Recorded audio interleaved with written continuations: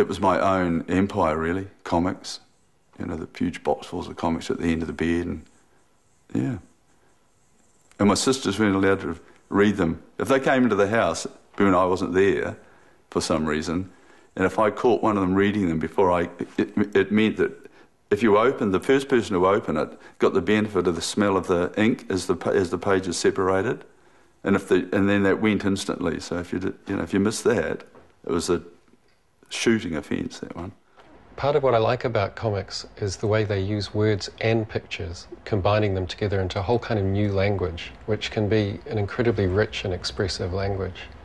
But also what I like about them is each individual panel, each picture is like a window into another world, and I love being able to climb into that window, like climbing inside the mind of the cartoonist.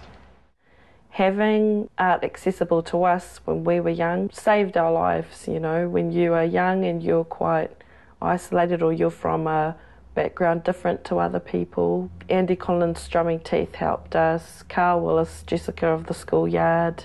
A comic just really kind of encapsulates the whole ironic, bizarre kind of thing within your life, within your mind. In New Zealand, comics are the antithesis of everything that is New Zealand in so many ways. You know, it's for sort of nerdy, stay-at-home, inside, weedy, intellectual boys who like books. You know, it's not the sort of rugby, racing and beer model of New Zealand society. And most comic artists that I know are really at odds with a lot of things that are so-called archetypal of New Zealand culture. I think in a way, per head of population, we've probably got more intriguing and wild and interesting comic artists than most other parts of the world.